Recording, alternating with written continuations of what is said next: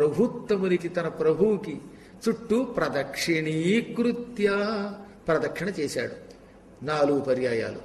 ఎప్పుడు విష్ణు ఆలయానికి వెళ్ళినా 4 ప్రదక్షిణలు చేయాలి. శివాలయంలోనూ అమ్మవారి ఆలయంలోనూ 3 చెయ్యాలి. మొత్తం శివుడి సంతానానికి అంతటికి ఇదే నియమం అనమాట. అందుకనే 3, 6, 9 అలా 3వ ఎక్కంతో ప్రదక్షిణ చేయాలి తప్ప ఇంకా అంతకు మించి మార్చడానికి లేదు. ఒక్క విష్ణు ఆలయంలో మాత్రం 4 ప్రదక్షిణలు, అంతకు మించి చెయ్యదలిస్తే 28 ప్రదక్షిణలు చెయ్యాలి. 4 కంటే ఎక్కువ చేస్తే 28 చెయ్యాలి, లేదా 108 చెయ్యాలి.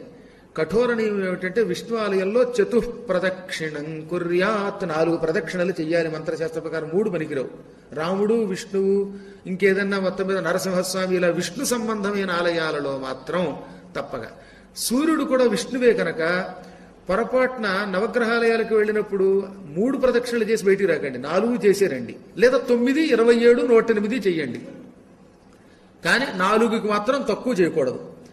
ఆరోగ్యం సహకరించిన వాళ్ళకి మళ్ళీ అసలు కాళ్లే కదలవండి, కీళ్లు కదలవండి, ఒళ్ళు లేదండి, పళ్ళు లేవండి అని అందరూ అనుకున్నప్పుడు వాళ్ళు ఒక నమస్కారం చేసుకుంటే చాలు, లేదా ఒక్క ప్రదక్షిణ చేసిన పుణ్యమే. అందుకే మర్త్యునకు నిజేచ్ఛ చేయనగు రోగము పొందిన ఎప్పుడప్పనులని దత్తాత్రేయుడు వారు మార్కండేయ పురాణంలో ఈ నియమములన్నీ రోగం పొందిన వాడికి వర్తించవు, వాడు ఇష్టం వచ్చినట్టు చేసుకోవచ్చు అన్నారు. అందుకని గురువుగారు 4 సార్లు చేయమన్నారు. బాబాయ్ 4 సార్లు చేయకపోతే కొంప ములిగిపోతుంది, ఇంటికి వెళ్ళగానే నెత్తి మీద హనుమంతుడు కొడతాడు, సూర్యుడు కొడతాడని భయపడకండి, లేనిపోని గొడవ. భగవంతుడికి చేస్తే మనకి పుణ్యం, అది శాస్త్రం. పొరపాటు చేయలేకపోతే ఆయన చంపేస్తాడా? చంపడానికి ఆయన ఏమైనా ఈ కామిని బ్రహ్మరాక్షస? ఆయన మన తండ్రి, ఆయన అవ్యాజ కరుణామూర్తి. కానీ మన శరీరంలో శక్తి ఉండి కూడా చేయకపోతే దోషం తప్ప, కాళ్ళు పని చేయకపోతే, లేకపోతే ఒంట్లో ఓపిక లేకపోతే, కళ్ళు తిరిగిపోతుంటే మంచి మిట్ట మధ్యాహ్నం అంట్లో మనం వడగొట్టింది 108 ప్రదక్షిణలు చేసేసరికి ఇంటికి వెళ్ళేసరికి నాకే తలప్రాణం తోక్కొచ్చింది, తోకలేదు కనుక కాళ్ళకు వచ్చింది. కాబట్టి చెప్పొచ్చేది ఏంటంటే ఓపిక ఉన్న వాళ్ళకు కూడా ఇవాళ ప్రదక్షిణ చేయడం కష్టంగా ఉంది ఎండల్లో. అటువంటప్పుడు మనం స్వేచ్ఛగా చేయవచ్చు.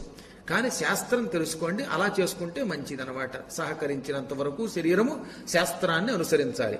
అందుకని ఈయన చతుఃప్రదక్షిణలు చేశాడు.